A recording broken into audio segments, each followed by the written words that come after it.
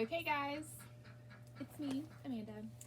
So, I have been told multiple times that I should start a YouTube video or a YouTube channel just with, all of the knowledge and everything that I've gotten here that I try to give so many of you guys on a daily basis at work and answering questions through Messenger and things like that. I don't really consider myself an expert on it, so there may be things that I say or do that you don't agree with at all, but I can tell you I have true raw experience. I've been selling hot tubs and dealing with water chemistry.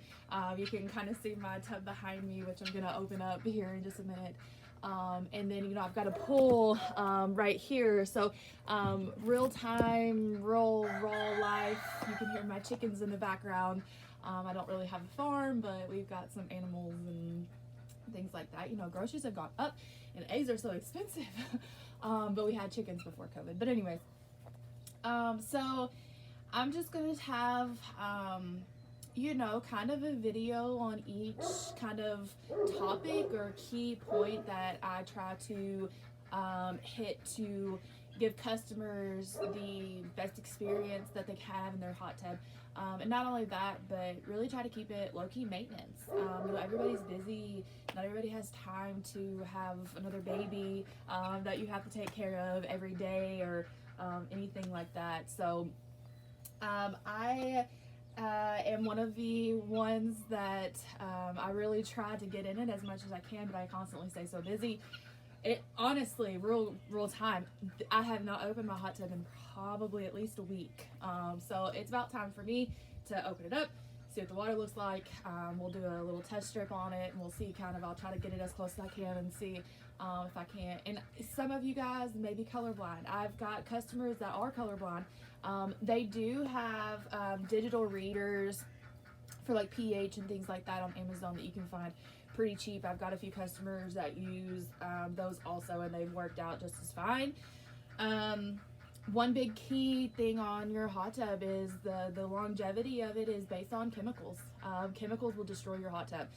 The chemicals that you put in it, the chemicals that you don't put in it, not only can hurt you, but they can also hurt your hot tub and your plumbing and that kind of thing. So let's open her up. Now I've got a umbrella system here, so I'm gonna have to move my umbrella for just a second. Bear with me.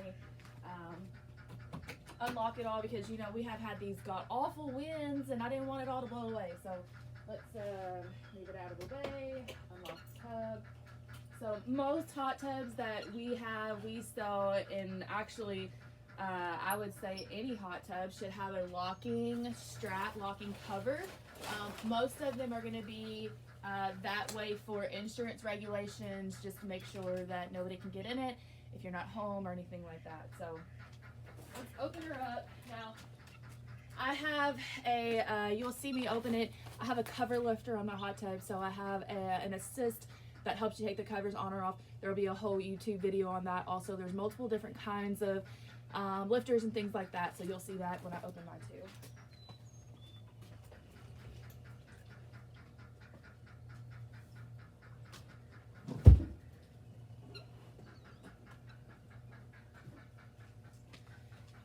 So the bar takes it up and down for me, does most of the work. I usually have, sometimes I have my umbrella up, sometimes I don't. This will probably be a day that I don't, but I have not opened it in a while. You can see the water level is getting a little low. I do have a stereo on my tub, so you'll have 2 speakers on the back there. But it's pretty clear. I know it's hard for you guys to smell the water.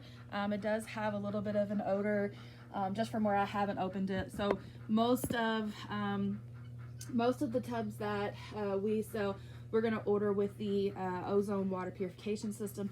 There's going to be a whole video on that also. But the ozone uses a gas to kill bacteria to help you with maintenance and chemicals. So that gas is released in the water, and there is a airspace between where your water level is and where your cover sits at the top of your tub.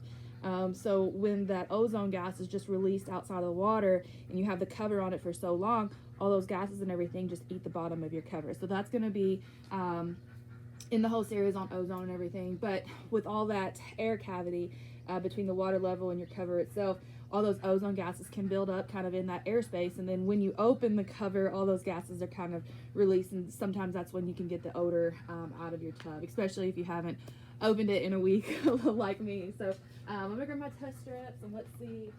Oops, they fell out of my cabinet. So we just have Leisure Time test strips to test for chlorine. I use a chlorine system with a mineral purifier stick in my filters. That's kind of the easiest way for me because I always seem to forget about chemicals. But you know, if the water looks good, you know, then why not? And that's kind of really bad on me. I shouldn't do that. I always preach to people that you shouldn't do that. So I'm going to do better on that also. So once a week, you sell just most of these, depending on the brand and everything, like these come with 50 strips. So you just test it once a week. So that's about a year's worth of test strips. So basically what you're going to want to do is you're going to just take, I don't know, there's a glare, so it's hard for me to see. You're just going to take your test strip, dip it in the water, kind of swirl it around a time or two. You're going to pick it back up and you're going to immediately read it on the test strip. So right now, let me see, there's a glare. So I don't have any chlorine, which go figure because I haven't put it in and I haven't opened it in a week. My alkalinity looks good. My pH is a little low. And my calcium looks good. So with my pH being a little low, sometimes that can cause foaminess, or that can also cause a little odor in the water. So ozone gases and pH being a little low, that might have caused a little odor when I opened it up. So I'm just going to throw a little bit of chlorine in it. Actually, before I put chlorine in it, I'm going to use some pH increaser. So that's going to be, I'm going to try to do kind of a chemical in each video to see if I can't break it up a little bit so I don't make these videos so long that you have to sit here and watch them. But, you know, that's a thing that we'll talk about with the water chemistry and pH and that kind of thing. So just quick kind of tidbit on that. So if your pH is low, then nothing can really work in the water. If you're using a bromine system, if your pH is low, the bromine system actually will not become active and it won't kill bacteria. If your pH is low, pH being low sometimes has a hard time for your chlorine and bromine to work. And your chlorine and bromine are two different sanitizers, so that's what's going to kill the bacteria and keep you from getting any infections or anything like that. Keep it from turning green and that kind of thing. So I just kind of wanted to do like a little intro video, kind of show you kind of, it's been a week, so I just kind of wanted to do mine, kind of see what it looked like, show you a little tidbit. And I think this is going to be fun, but we'll see kind of where it goes. I created this channel to help you and your friends and my customers and everybody. So hit subscribe. This is the first time I've ever said that. Hit subscribe, watch my videos, share my channel.